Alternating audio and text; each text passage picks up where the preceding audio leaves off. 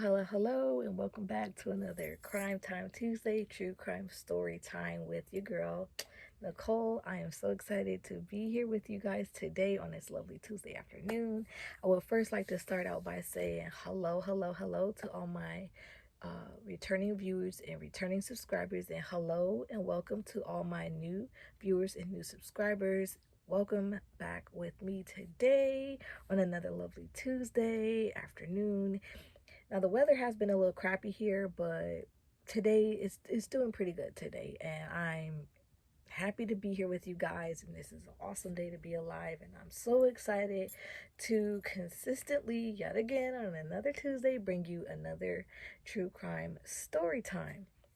So today, I don't want to get too far off my story time today. Now today I'm going to tell you a little bit of an interesting story, and this one is interesting because obviously my fiance brought this up to me. He's like, hey, you got anything for your Crime Time Tuesday, story time? And I was like, no, I'm thinking about it, and I'm researching, and I'll be figuring something out. So he was like, how about you tell them about the Pillowcase Rapist? And I was like, what? Who is that? What are you talking about? I ain't never heard that before. And then so I went and did my research, and nobody has talked about it other than like the news and the media. Well, apparently he didn't came back out in the media. So I'm gonna tell you guys about the Pillowcase Rapist today. Okay, so I'm gonna try to stay on track here. I have my little notebook because I like to, stay organized and stuff. So I'm gonna tell you guys about the Pillowcase Rapist, who was a man living in Palm Beach, Florida, as a registered sex offender.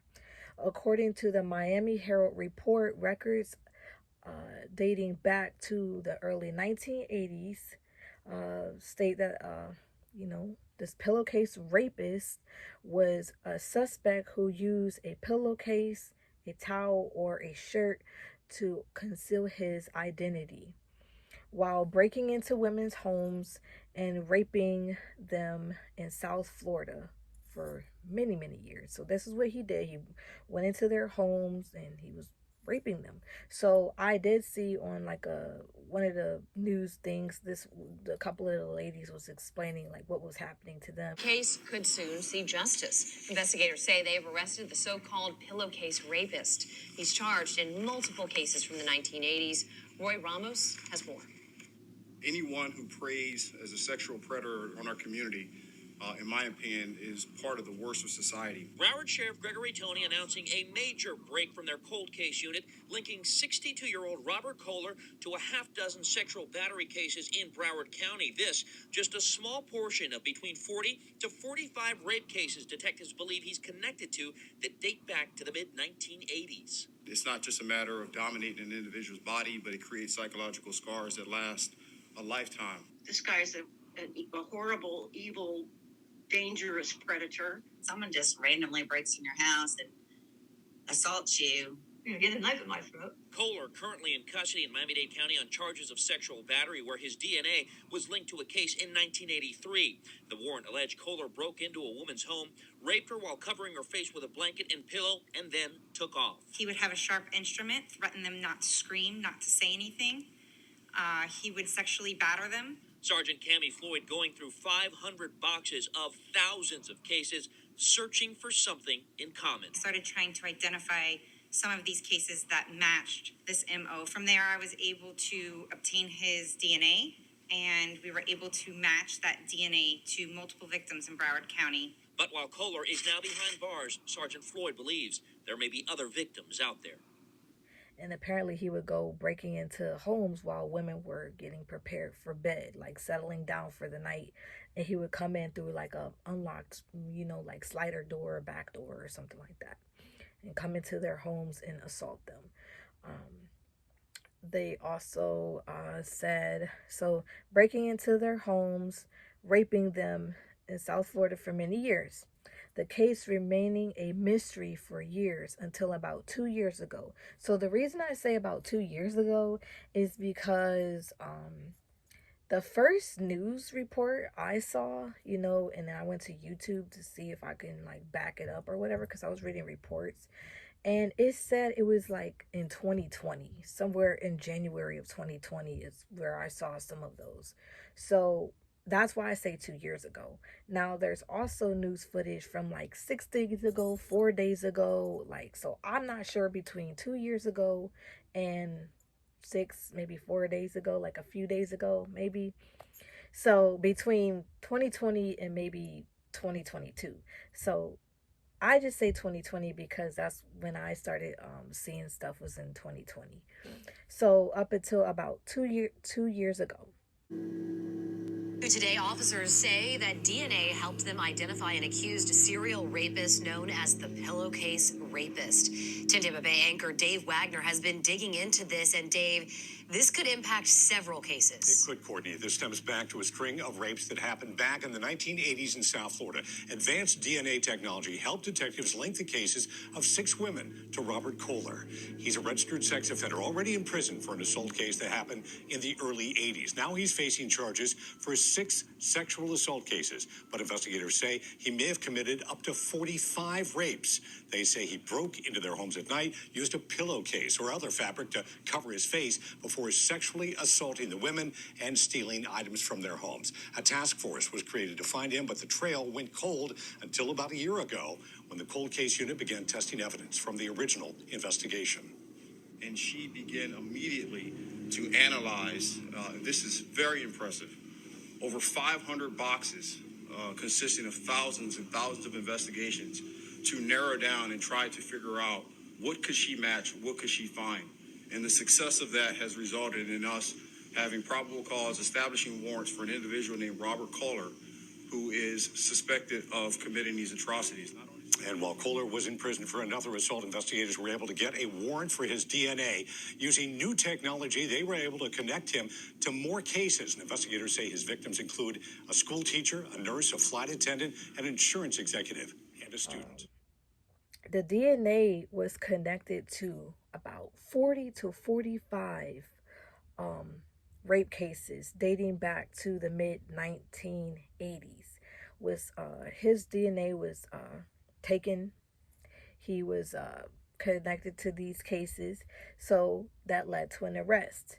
And it stated that he was taken into custody in Miami-Dade County on charges of sexual battery, where his DNA was linked to a rape case back in 1983. Wow. So, in which there was a warrant that alleged, a warrant that alleged that the Pillowcase Rapist broke into a woman's home and raped her while covering her face with a blanket and pillow, then took it off. It states that the Pillowcase Rapist threatened the female victims, telling them not to scream or say anything, or obviously he would kill them. DNA linked the Pillowcase Rapist to multiple other cases in Broward County during his time raping women in southern Florida for those many years back in the 1980s. Now, his DNA is also being tested and everything. So this is why I think that he's been popping up in the news, because his DNA is linking him to more and more and more cases. So we already have 40 to 45 rape cases that his DNA has already been linked to.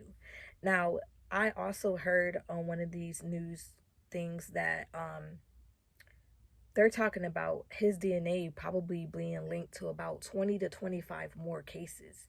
Like, I'm thinking, like, screw that. He's probably like got 100 of these women then got assaulted and just never said nothing. So I'm thinking like it could be even more than 20 to 25 cases that will be linked to his DNA. And I'm pretty sure that all of them cases will be linked to him. It's just a matter of time. So that's probably why he's been in the news lately. And my fiance thought that like this was something fresh. But I really thank him for giving me this idea, because I always look for videos that not everybody has done, so I can stand out. Like my first video I did back in March about the Nicole Lovell case. Now, I was really the only one talking about that other than like the news and everything like that. So I was happy to know that, because I try not to copy everybody else and do all the cases, but I may not have a choice after a while, because I need y'all to be in, tuned into me, and I need y'all to come back and everything. Get your coffee, get your blankets, get cozy with me so you can hear the story times that I have on my channel. But as far as I know, that they are still working on these cold cases from their cold case unit and all the files that they have now.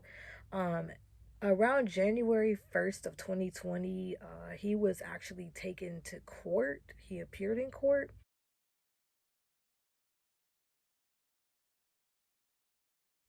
and he was formally charged with one count of armed sexual battery, and then he had another count of armed kidnapping for the lady he assaulted back in 1983 when she was 25 years old. Um, yeah, she was living in West Miami-Dade. So he was then held without bond, and he was given another set, like he was given a set trial date of April 13th of 2020. So I'm not sure if he actually went on trial, so I'm probably gonna have to do another video. But guys, like, what do you think about this? Oh my god, the pillowcase rapist, like, that's something else. I mean, I was shocked when I heard about it, so I want to know what you guys think. I mean, put it down in the comments section. Like, talk about it. I mean, go home to your families. Talk about it to your husband or your boyfriend, fiance, or your lover or something. Like, pillow talk about it. I don't know. Like, I've never heard this before, and thanks to my fiance, he brought this amazing story. And yeah, I hope you guys like what I have brought for you today. I know it was a bit short, but honestly, I didn't have really like a lot of solid information, but I did have that one assault case in 1993, so I was able to talk about her. There wasn't a name given, so I just didn't put a name there, and respectfully, I'm pretty sure this woman doesn't want her name put in like my video, especially if I'm not like super big on YouTube and stuff yet. But yes, um, yeah, just go out there. Look, I will put those those news clips up for you guys, and you guys can hear it for yourself, because this is just beyond crazy. Now, also, there are definitely news outlets and stuff that say different things. There are reports that state different things. They're like written differently. Um, they say things that are different. So like, I think one was like he was 60 years old. One said he was 62. Another one said he was 62. I think one said he was like 61. Like, I'm not sure, but I saw 62, so I said 62. So it's just things like that.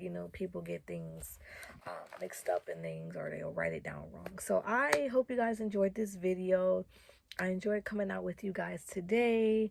Unfortunately, it's goodbye for now, but never forever. And I will see you guys again on another Crime Time Tuesday, True Crime Story Time with me, your host, Nicole. Until next time, bye.